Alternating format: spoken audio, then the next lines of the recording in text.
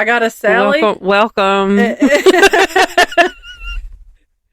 We were just talking, and she said, ignore all the Epic Games receipts to the podcast email. And I was like, oh, yeah, I almost told you at the Halloween party you got rewards to redeem. Those Halloween skins were hitting. Like, I got a Sally and a Edward Scissorhands. They were on point this year. Now I'm just waiting for the new update tonight so that I can play the OG map tomorrow. I'm just a 35-year-old woman playing video games, shit-talking little kids. I'm not shit-talking little kids. I can't bring myself to shit-talk little kids. I can't do it. I want to so bad because they talk mad shit. Oh, yeah. Oh, my God. You get kids in there dropping F-bombs left and right. It's hilarious. And I want it. And it's not like it's only certain part, like certain...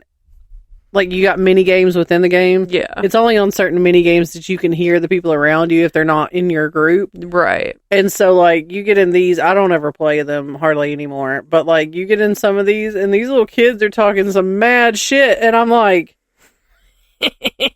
what are you doing?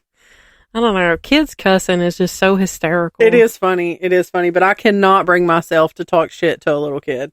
Like, all I can imagine is I will start talking shit to this little kid. They'll get their feelings hurt, and then they'll, like, run and tell their mom, and then I'll have somebody's mom yelling at me on Fortnite. Or, like, they'll just report your account. Oh, I'd be so mad. Oh, I'd be so mad if I got reported. Lord. Have mercy. Anyway, so as this episode progresses on tonight, we are waiting for Brittany's gardening to kick in. Yeah. And we are going to name her Persona. Garden. Yeah, we're going to name her Persona. We're going to let the gummy name itself. Yeah. Because that version of me is totally different. She a bitch. Well, yeah.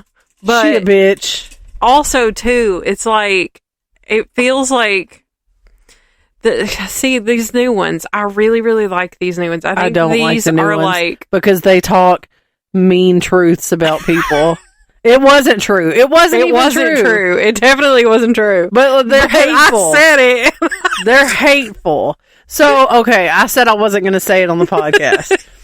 So at the Halloween party, I'm standing behind, right? I'm standing behind her. I'm a big woman, in case y'all didn't know. So I'm standing behind her, and I guess my belly was rubbing up against the back of her head, and she said something about my fupa being all up on the back of her head. I said, "This is not my damn fupa. If my fupa was on you, then you were all up in my shit." We just took a whole new turn in this friendship. Oh, Lord. Hateful. And then I was trying to get you to buy a house up the road from me. And you were like, you? No. I don't even remember that conversation. The one that's like been sitting empty. You get some of the furniture. There's a car in the front yard. Oh, yeah, because I remember saying, the yard's fenced in. And then you never like say something and then like hours later it wakes you up in the middle of the night and you're like, why did I say that? Yeah. So we're standing there and we're talking about when we went ghost hunting. Yeah. And I said, you remember the conversation we had about Gold Dick talking about Josh? Oh, and yeah. you were like, no. And then the whole time, Josh's significant other is standing next to him, looking at him like, and then I realized that there were children. There were children. I'm just like, I didn't even drink. I had like 1.5 cans. Neither of y'all did. No, listen, that was like post New Orleans. Plus, he went to Denver that next week and had a drink or two while he was in Denver for world like a work I probably dinner. Wouldn't have drank either. Yeah, his check liver light was on. Yeah. But I only had because I bought like the little cans of like the red, white, and blue Smirnoff whatevers. Yeah. And I only had like 1.5 of those. So like I didn't even get a buzz. And I'm in here talking about how I used to have Josh in my phone as gold dick because he ran through men like it was nothing. Not that I've ever seen it. I've never had the even inkling to want to. Our relationship has never been that. I don't carry the correct equipment for him to be attracted to me in any shape, form, or fashion. What cracked me up, though, was all the context clues that I needed to remember that we had that conversation. Until I was like, oh, yeah, I remember that. Right. Well, it was like, every time I talked to him back in the day, he's like, oh, yeah, I met up with this guy. Oh, yeah, so a buddy is code word. Right. A buddy of mine. Or, yeah, I met up with this guy, and then I went to go see this guy, and then I'm like... I have to ask Daniel. Is it gold? When he's meeting up with a buddy of his? I'm like, your shit must be gold. Like, it's got to be made out of gold for you to be able to, like, have this large body count. I like how you were, like, you woke up in the middle of the night thinking about how you said this in front of his partner, and now you've said this on the internet. Oh, it's fine. It's fine. It's out there. But, like... The children was what I was most concerned about. Like, there are children in the next room that can hear us, and I wasn't being quiet. No. Sometimes I say things like my favorite was whenever Trump and what were they this year? Judy like and 80s rockers and stuff. So anyway, when they showed up, they had the two of their other grandkids with them. And the oldest one, who used to be Daniel's favorite, he was in a weird mood. I was like, he did not want to be there. I don't think he did. And I was like, and then he's sitting there minding his own business. And Judy was like, are you hungry? There's food in the kitchen. Are you hungry? Whenever you're hungry, go in there. Yeah. And he was like, I'm not hungry. Yeah, he was in a weird mood. Even the last two times I've even seen him, he's like that. He's not. Those teenage years be hitting him hard. Oh, yeah. And like, he's definitely hit a growth spurt. Yeah, like between school, football, and work. Yeah. But yeah, I was like, he just looks like he had some serious life changes. Yeah. Like, his dad passed away. It's right. been a whole thing.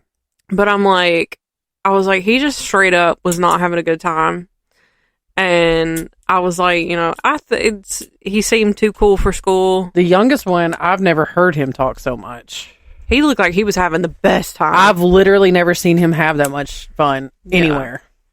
Well, good for him. This is the same kid that, like, for Christmas, my mother-in-law bought the boys matching Five Nights at Freddy's sweatshirts, hoodies, and like they were a little big. Yeah. And this one was like, well, next time try to get mine a little smaller so it'll fit. And I was like, boy,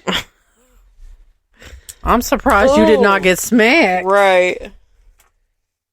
Anyway, so this week, we're not actually doing a catch up. No. I mean, we could. I got so much. I could talk some shit. If y'all like that, let us know, because we have a good time doing these little chit chatty things. Yeah. But instead, we're gonna continue our spooky states with Kansas. Mm-hmm. The sunflower state. I think that's what the Google machine said. I think so.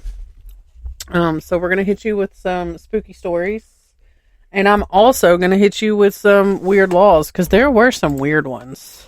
And I just want you all to know that I did not write this episode until today. I also want you to know that some of these are weird, and I tried to find the backstories, but I couldn't. And I didn't start this episode until like 1:30, knowing that I would not be able to do any of it after 5 o'clock. So. Oh, wait, you did it at work? At work. Oh, that was a whole thing. We're not even going to get into that here. That was a whole thing. Not even going to get into it here. I just want to put it out We're there. working on it. We're working on getting past it. I love it when I get to see the little today though tips. So today, because we kind of not to put this out there, but like we kind of had it out a little bit about it on Monday because I was like, I'm not going to walk into the work week with this, So we talked about it. I got real mad and I cried, as one does when they get mad. Doesn't everybody do that? Or do I need therapy? But anyway, today I'm standing there and like I got a big order in this week and like I've been, running everything. I've been doing more cleaning at the shop. And he come back from the bathroom and I was like, we fought and I cried over nothing because I haven't had time to do anything else this week. And I swear the machines are becoming sentient and they know when I've sat down because that's when all of them break. Something goes wrong. I had a hat hoop to just fall apart today. Oh. It's like, cool. The screw fell off and I'm sure I've swept it up and thrown it away. But, and we have a roof leak in the back room that I just got done cleaning. Thank God I just got done cleaning it because all that junk that was in there. It does look a lot better in there. Have you gone in the back room? Yeah, walked in there last week whenever we were there. I've done a little bit more to it. There's still some stuff that I need to do, but any hoodle, I'm going to get into my first story. The Sally House.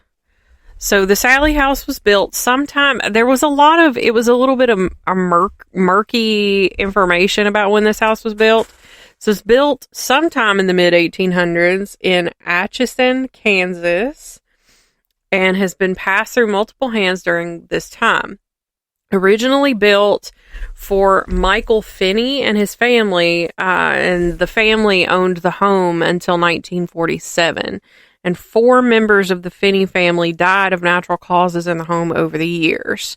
And eventually the home became the residence of a local Atchison physician, Dr. Charles Finney. The front served as his office space and exam rooms while he and his family lived in the upper level of the home. One day, a mother rushes into the doctor's office with her 6-year-old daughter, Sally. The child had collapsed from severe abdominal pain, and the doctor diagnosed her with appendicitis. And he knew that there was no time to waste, as he believed that her appendix would burst soon. He began to cut Sally before the anesthesia took its full effect, and her screams suddenly stopped suddenly, and she went pale and limp. Her final moments were of her perceiving that she was being tortured. Another version of this story says that Sally was the illegitimate child of Dr. Finney, and when she became ill, her mother brought her to him, and that he would not allow her to go to the hospital due to his fear that the affair would be exposed, and instead he performed the surgery himself. There is no confirmation of whether Sally ever even actually existed, despite this home now being called the Sally House. But it wasn't until the 1990s when Sally's story was brought to the attention of locals and the nation. And the owners at that time, Deborah and Tony Pickman, said that they had begun to experience some strange things in the home, including attacks on Tony, unexplained voices, and finger marks on candles that would light themselves. The Pickmans said that the first month they lived there passed without any activity, but once they began to settle into their new home, the lights would dim on their own and their animals began to act strangely. But after the birth of their son, they said that the activity really picked up and that strange mold began to grow. They said they returned home after being gone all day to find that all of the stuffed animals in the nursery were sat in a circle on the floor. And that same night, Tony began to feel a burning sensation on his back, and it was later discovered that he had significant scratches right down his spine. The couple did some research on the history of the home and learned about Sally, and they attempted to embrace her as a phantom daughter, but soon after, the attacks on Tony continued. After a birthday party for their son, a doll caught fire with no apparent cause. After 2 years of residing in the home, the Pickmans moved out, and Debbie Pickman believes that the spirit of Sally isn't a little girl, but a more malevolent spirit that is posing as a child to gain trust. The Sally House has been reported as having almost every type of paranormal activity since then. including apparitions, disembodied voices of men, women, and children, objects moving of their own accord, shadow people, and others being attacked. The house was featured on A Haunting, Unexplained Mysteries, Ghost Adventures, as they all do, and Sightings.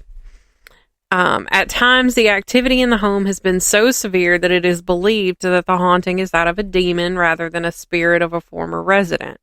And some believe that the Sally House is the home to a portal that would allow entities from the spirit world to enter this physical realm. Some have stated that they have seen the apparition of a young girl whom they believe to be Sally, and others have reported witnessing an older woman standing in one of the windows. Candles have been known to light themselves and move through the air.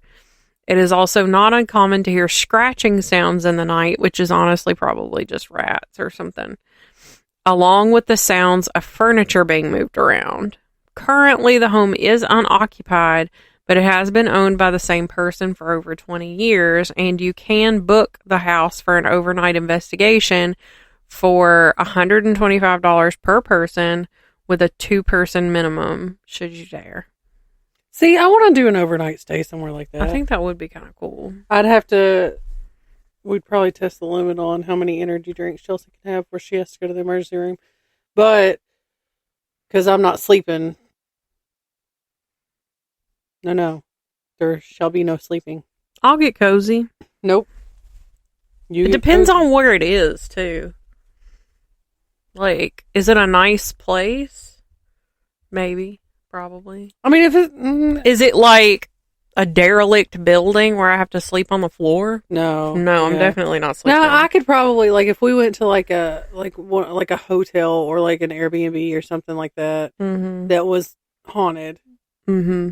If I wasn't staying in the room, I'd sleep. Yeah. But if I'm staying in the room, no, thank you. See, that's what you do, though. Especially, I mean, you'd have to have money to be able to do it. Because, like, you book 2 rooms. You book a haunted room and then a non-haunted room. Why are you scratching, sir? Don't look at me like that. He's like, I'm old. My skin's dry. And you're stinky. He is stinky. Okay. So I'm going to hit you with, what do you say, like 5? Yeah. Give you a little bit of a break. Yeah. All right. So some crazy laws that they have in Kansas. In Topeka, it is against the law to scream in a haunted house. See, I just don't know how you enforce that. Why would you? What's the point? Right. Do they just not have them there? Right. Also in Topeka, it is against the law to sing in the streets at night. If you wanted to whistle a tune, you can technically be arrested for causing a disturbance. Whistling at night? Or singing? Singing. Well, it says both, honestly. Honestly, I can for see your that. own good. I don't know, like, is that what it is about whistling, but it infuriates me. And you know what even it makes it worse? Is one of my favorite places on earth right now is the Goodwill. And at the Goodwill, they have this recorded track that they'll play, like, between, like, 80s or 90s hits, whatever they're playing that day. And it's got whistling in it. And I physically recoil when it starts to play. I don't know what it is about whistling. And I don't know if it's, like, something psychological because I can't whistle. I've been practicing, though. But so, in Kansas, yeah, there are quite a few Native American tribes. Oh, yeah. So, yeah. Whenever I was, like, I think my next place, whenever I was, like, going through the history of this place, it's, like, it's all over. Yeah. So that's, like, a big thing in Native American lore, is that you just don't whistle outside at night, especially. Oh, I didn't mean to pull down both blankets. It's cold in here. It is pretty chilly. We got a new thermostat, and I don't know how to work it. Well, it's been weird because, like, we've had the heat on for a little bit. Yeah. It's been kind of chilly at nighttime. Yeah. And so the heat was on today, and then it got rather toasty in the house. Yeah. Like, rather toasty in the house. Like, it's toasty if I'm hot. Right. And so I went and checked the thermostat, and it was like 78 degrees in there. And I was like, nope, turning on the air. I mean, these days, I probably wouldn't be too mad about that, depending on what I'm doing. If I'm just sitting, that would be fine, probably. I was sweating. Maddie was too. She complained that it was hot in there. We were trying to cook lunch. Yeah. See, if I was like up doing something, that's too hot. It was hot. But like, I swear. And I knew, because TJ and Gemma had gone to the store. He was going to get an adjustment, like a chiropractor, and then they were going to go to Home Depot, and I was like, he's going to walk in here and be like, it is so hot in here. I was like, I'm just going to turn the air on, which normally I don't touch the thermostat. Like that's our thing. Yeah. Like he's always hot. He wears shorts in the winter. He's always hot. Yeah. So we've compromised that, like, in the summer, it stays at 68. In the winter, it stays at 70. Yeah. And that's comfort for me. I mean, I'm still going to have sweatpants with a pair of shorts underneath them and a t-shirt with a hoodie and maybe in the wintertime a sweatshirt on top of that hoodie. Yeah. I'm always cold. But that's comfort area for me. Him, on the other hand, when it's 70 degrees in that house, he's still sweating bullets. So, yeah. But see, like, I was that way, and now, like, I feel like with every pound I've lost, there's it's a lower, like, 1 degree increase of, like, where I have to be comfortable. Because every pound I've lost, I feel like I've gotten colder. See, that doesn't make any... I mean, I hear you. I get it. But it doesn't make sense to me because I feel like the more weight you have, the more insulation you have. Therefore, you'd be able to tolerate colder weather. Yeah. But then you start losing weight and you feel colder. Yeah. Like I'm freezing. Yeah. All the time. Except for so that makes sense. Yeah. In my brain, it was backwards. So but if I'm like up at work moving around, like God, my feet are sweaty. Like, it's just awful. I just bought me some new house shoes that are like super fuzzy and comfy, and they're like boots. Yeah. But like they're house shoes. Right. And I was so excited about them. And then I get them, and then my feet instantly start sweating when I put them on, and I'm like, so I'm just forever going to wear these Halloween off-brand Hey Dudes that TJ bought me, whether it's Halloween or not. Yeah. But yeah. So back to it. Right. In Lawrence, it's illegal to wear a bee in your hat, like a bug. Yeah. So like a bee in your bonnet. That's illegal. In many cities, it is expressly illegal to spit on a sidewalk. I mean, I'm okay with that. Yeah. It's illegal to hit a vending machine that stole your money in Derby, Kansas. I get it. Yeah. I feel like I'm guilty of doing it, though. I was gonna say, like, we would definitely get in trouble, like, in high school, if the vending machine, like, started to spit it out and it got hung, and people would, like, shake them or hit them to get it to fall, we would definitely get in trouble sometimes. Absolutely. I got a ton. I say that, not really a ton, but, like, I got enough. So I can keep going if you want me to. Well, I'll move on to my next one and then you can do a few more. Okay. Fort Leavenworth, originally known as Cantonment Leavenworth, Fort Leavenworth, Kansas, was established by Henry Leavenworth on the Missouri River on May 8, 1827. It was the first settlement in the Kansas Territory and is the oldest active Army post west of the Mississippi River. The fort initially served as a quartermaster depot, arsenal, and troop post and was dedicated to protecting the fur trade and safeguarding commerce on the Santa Fe Trail. The post was evacuated in May 1829 and was occupied by the Kickapoo natives until it was re-garrisoned in the fall of 1829. It was officially named Fort Leavenworth on February 8, 1832. Fort Leavenworth quickly became the primary destination for thousands of soldiers and settlers who were passing through on their way west. And during these years, soldiers from the fort would protect wagon trains that were hauling supplies over the Santa Fe, Oregon, and other trails to forts, posts, and military camps, some even as far as towards the Pacific Ocean.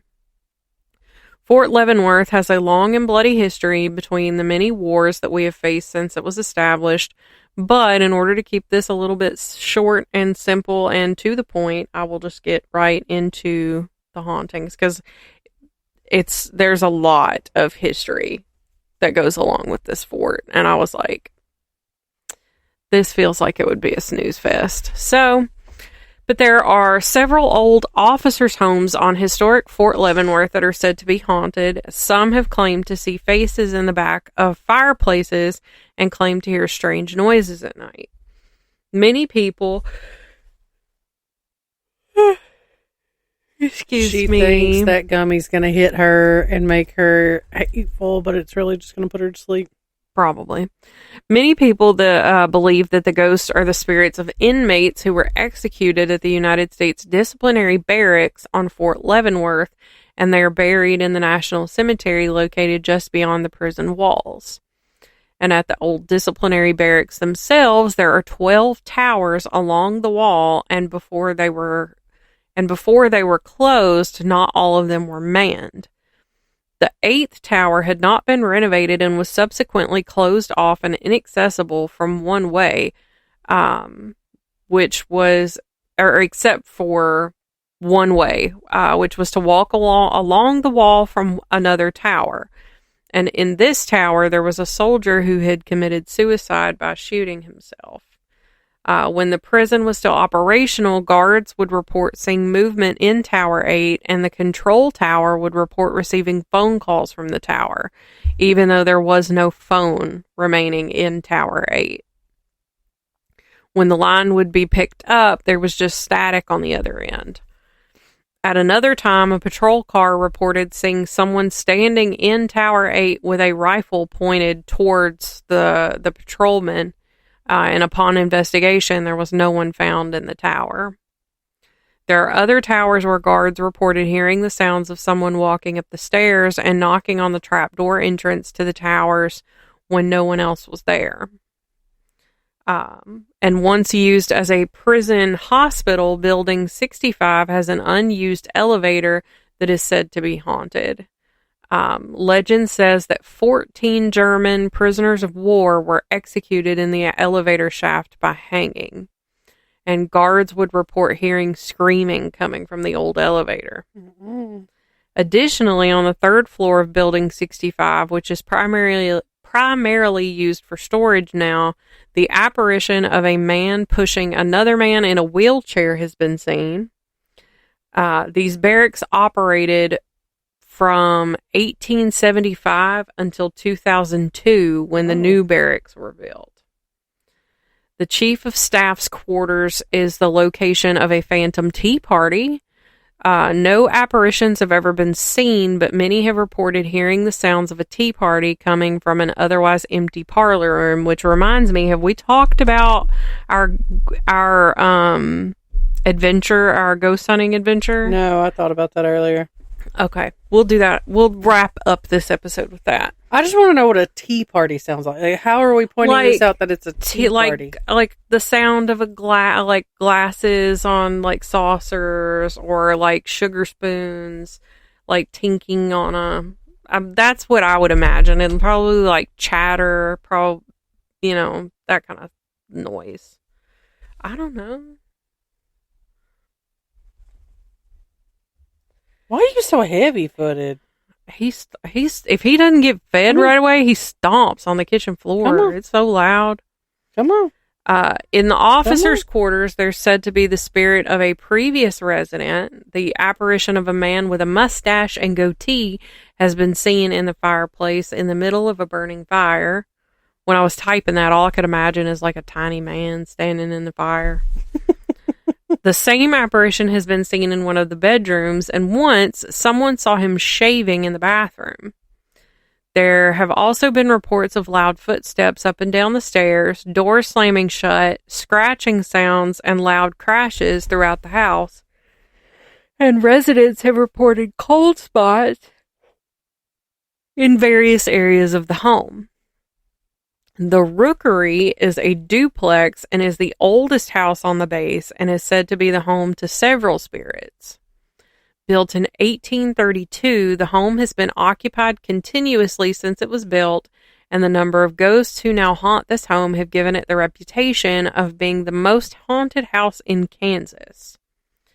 The spirit that makes themselves known the most are that of a woman with long hair who rushes at people with her fingernails clawed and ready to attack.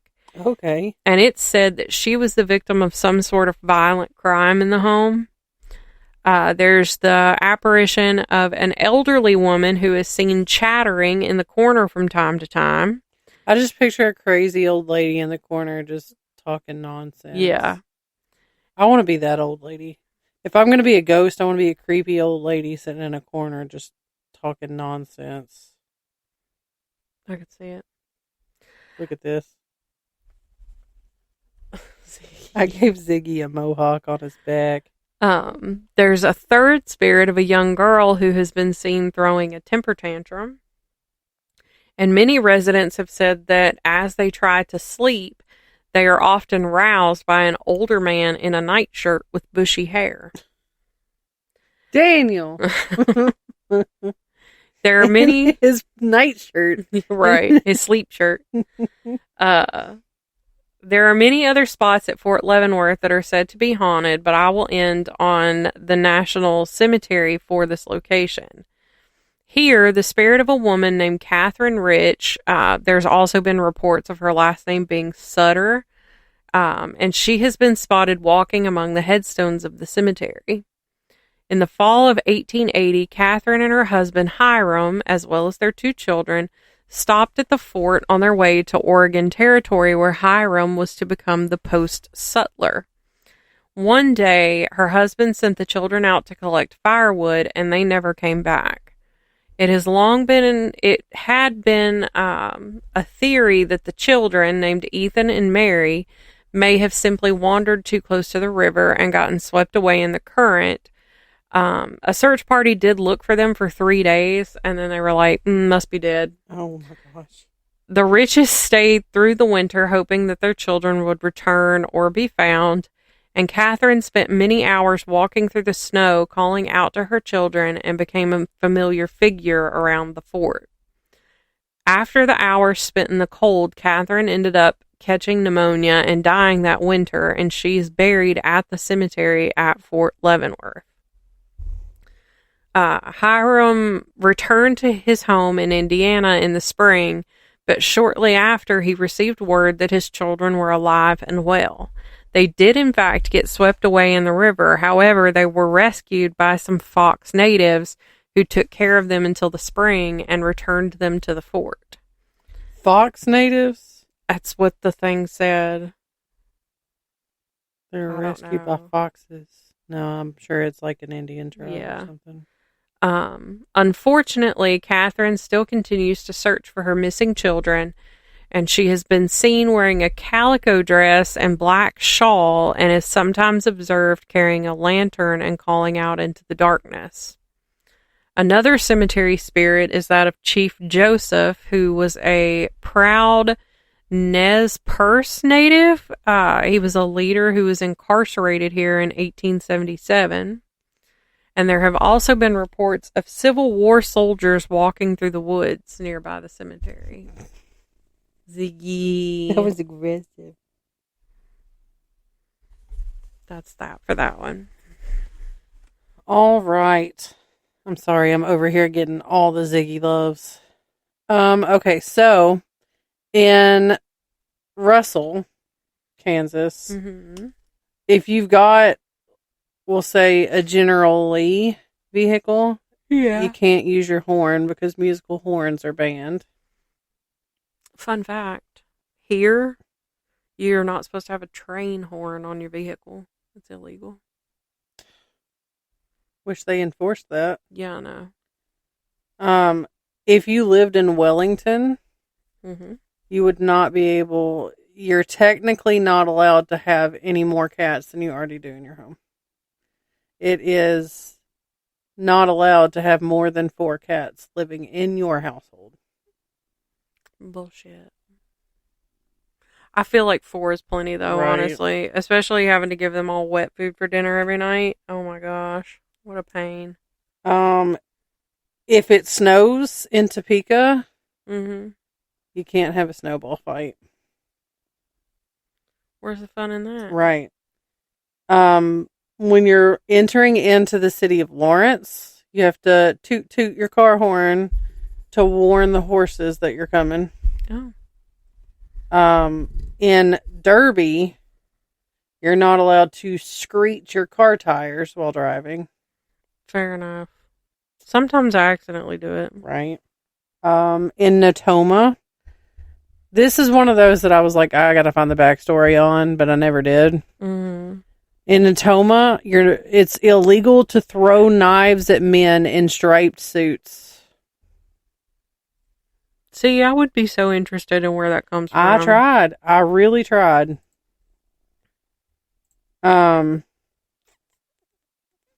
Also in Derby, you can't ride an animal down the road. So Like I guess no any- horseback. It just says riding an animal down any road is against the law in Derby. You can't catch fish with your bare hands no matter where you live in Kansas. So no noodling. Yeah.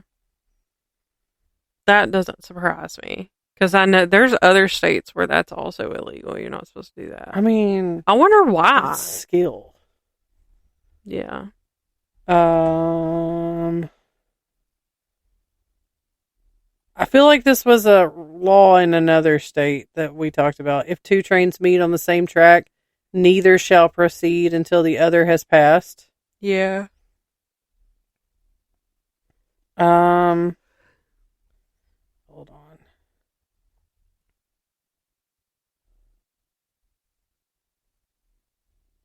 You ever get a song stuck in your head All the time. and you're just sitting there like, I don't know, with Sabrina Carpenter, Espresso.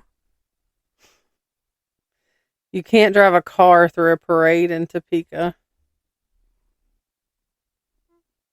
Like, It says it's illegal to drive one's car through a parade in Topeka. So I'm guessing to like intersect, like Yeah. interrupt. that makes sense. You can't shoot a rabbit from a motorboat. That's specific. That one's that. This one was weird. Any person caught using or carrying bean snappers or something like that, that will be fined. What the hell's a bean snapper? I don't know.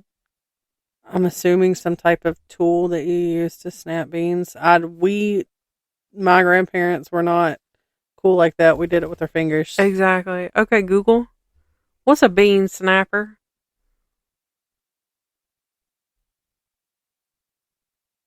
We're thinking about it. Yeah. You're welcome to all of you listening.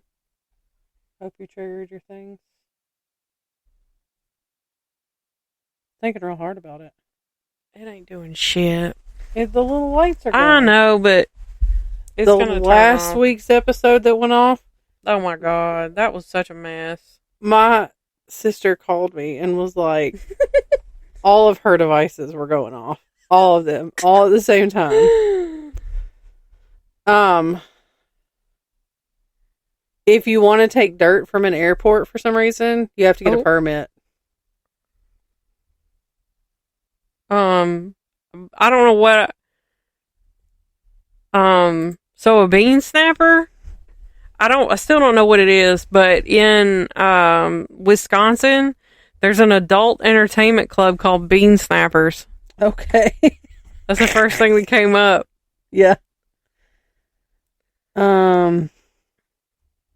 Okay, yeah, it's automatic snipping of green beans. See, that's cheating. Yeah. You can be sent to jail for a year for making lewd comments over the phone. This one. Honestly, hell yeah, brother. Girl, how many years would you have spent In jail. Probably not that many, honestly. Probably not that many. This one hurts my feelings. Pit bulls are not allowed within city limits in Topeka. That's prejudice. It is forbidden to serve wine in teacups in Topeka. What the hell?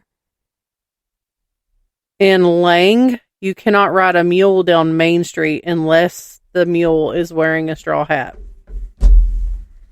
This one got me. This one. Say in Kansas City, Kansas. Saying the name George Washington without adding the phrase, blessed be his name, will land you a fine of up to 50 cents.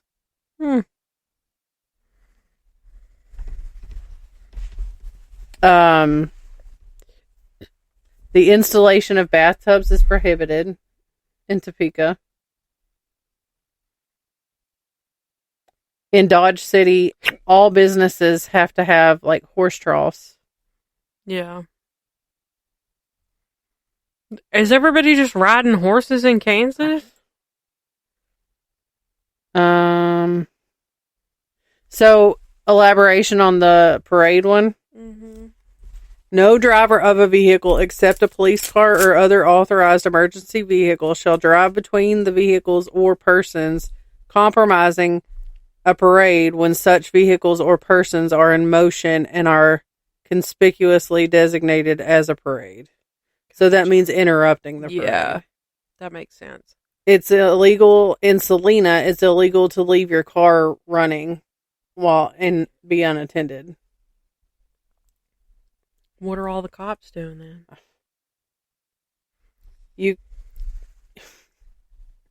This is kind of obvious. Like, I don't know if it's a law everywhere, but it should be. In Overland Park, you're not allowed to picket a funeral. Yeah, it should be.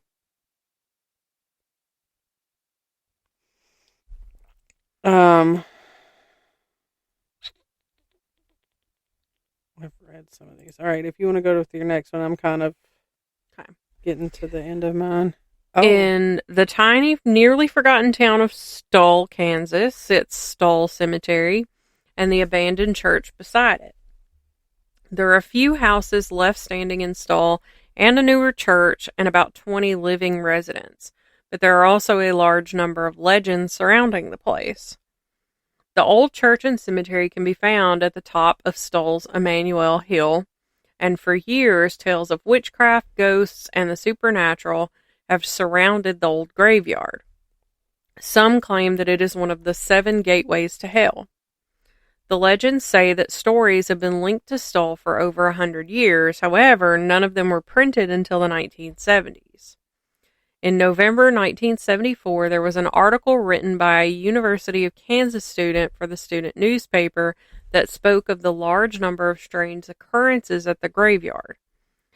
The article said that Stull was haunted by legends of diabolical supernatural happenings, and asserted that the graveyard was one of 2 places on Earth where the devil appears in person twice a year. But the residents of Stull, they have claimed to have never heard those stories and expressed different emotions ranging from bemused to downright angry that such things were being said about their town. The pastor of the new church in Stull said that he believed that the stories were the invention of the students at the university. The article did strike a chord with some, and on March 20th, 1978, more than 150 people waited at the cemetery for the arrival of the devil himself on the spring equinox. Word also spread that the spirits of those that died a violent death were buried there would return from the grave. Despite nothing happening that night, the legend has only grown, and as time has gone on, the more horrifying and harder to believe some of the stories have become. One story of 2 young men who were visiting the graveyard one night became frightened when a strong wind began to blow out of nowhere. They said they ran back to their car and found that it had been moved to the other side of the highway and was facing the opposite direction. See, that sounds hard to believe. Right. Another man claimed to experience the same wind, but instead of in the graveyard, he felt it inside the church. He claimed that the wind knocked him over and would not allow him to move for some time.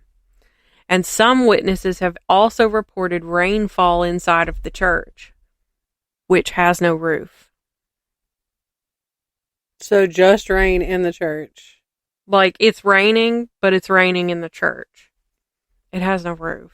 That's why it's raining in the church. Well, like, it's raining outside. Oh, okay. It's not isolated inside. That's what I was saying. Is it just raining over the church? No. Here, see, that's a weird phenomenon for me. Like, and we see it a lot here, where it'll be raining like in your front yard, but it's not raining in the backyard. Right. That's weird. Crazy to me. And it's not like it's just the storm front moving. Like, it'll stop raining in the front yard and it'll never have touched the backyard. Right. It's crazy. Why are you so aggressive, sir? We would be here all damn night if I listed every single legend that has become associated with Stull Cemetery. The craziest by far being that Stull Cemetery allegedly appeared in Time magazine. It didn't. In either 1993 or 1995, depending on which version of this tall tale you're hearing. But the story claims that Pope John Paul II allegedly ordered for his private plane to fly around eastern Kansas while he was on his way to make a public appearance in Colorado. And the reason for this being that allegedly the Pope did not want to fly over this unholy ground. Okay. As it goes with things like this, there's always someone to take the fun out of it and ruin it for everybody else. And in 1988, it was estimated that 500 people showed up on Halloween to see if the devil showed up and did damage to the church and gravestones. The following year, the sheriff's department was stationed outside and gave tickets for criminal trespass to anyone caught on the property. Vandalism has become quite common, and finally a chain link security fence was installed, and the area is still today heavily patrolled, but visitors over the years have just kind of died down. And locals don't answer questions about it anymore and tend to get quite irritated by visitors to the area. But there have been people that have spoken out against the vandals and some of the stories, but nobody's really tried to put an end all be all to the legends. And they've just continued to kind of let them run rampant. And the source I have raises a good point by saying, for example, as so many of the paranormal events supposedly involve this ruined old church, why not tear it down? The building has been standing vacant since 1922, and it has been badly damaged by vandalism over the years. In 1996, the remnants of the roof blew off, and once exposed to the elements, the interior walls have been damaged by both weather and graffiti. And as recently as of this article, a large crack also opened in one of the stone walls after the church was struck by lightning. So why not tear it down before it falls down on its own? Wouldn't this bring an end to the demonic tales circulating about the place? And it says, to make matters worse, why chase away those who come to the cemetery at midnight on Halloween to see the devil appear? Why not simply control the chaos and allow the curiosity seekers to see that no spirits will run rampant on that fateful night? On Halloween night of 1999, reporters from a local newspaper and a television news crew joined a group of onlookers at the cemetery. Sheriff's deputies were on hand, but did not ask anyone to leave until 11:30 p.m. Why? At precisely this moment, an unknown representative for the cemetery owners appeared and ordered everyone to leave the property. The officers had no choice but to go along with their wishes, and the reporters and spectators had to leave. As Stull Cemetery and the land around it is private property, there was no option but to comply. The owners stated, through the representative, that they did not want media attention brought to the graveyard because it attracts vandals. But wouldn't they have furthered their cause by allowing the camera crew to show that the devil did not appear at midnight, thus debunking the legend forever? But that wasn't the end of the story. On March 29th, 2002, the old stone church in the cemetery was mysteriously demolished. A man named Major Weiss, who owned the property along with 2 other people who he declined to name, said that he did not authorize the abandoned church to be destroyed. And those who lived nearby stated that they were also unaware of the demolition, although one of them did say that the wall of the church had collapsed about 2 weeks before. The spooky old church, so much a part of the legend, was no more. And also, Stull Cemetery was featured on an episode of Supernatural. It's the one where Castiel says, "Hey, ass butt." That's that cemetery. Nice. That's why I wanted to do that one. Well, how many more do you have? I just have one. One more? Okay. Also, just to confirm, his breath do reek. It smells like rotten vagine. Yeah, he got stinky breath. Ugh. Anyway, alright, so it is illegal to catch bullfrogs in a tomato patch. Again, oddly specific. Right. It's illegal to, in a landlocked state, hunt whales. This one, it's illegal to put ice cream on a cherry pie. You know what? I agree. Why are we friends? In fact, make cherry pies illegal. Why are we friends? I don't like cherries. I like fake cherry flavoring, but I do not like cherries. It is illegal for chicken thieves to work during daylight hours. So if you want to steal some chickens, make sure you're doing it at nighttime. Yeah. People that are crossing highways at night, like pedestrians, have to wear taillights. All right, then. Let that soak in. I feel like a reflective vest would be just fine. I mean, you cannot use a mule to hunt ducks. Okay. And then the last one I have. Rabbits cannot be shot from motorboats. Did I already do that one? I think I did. I think you did. So, I didn't have a last one. Well, my last one is the Rivendell Bookstore.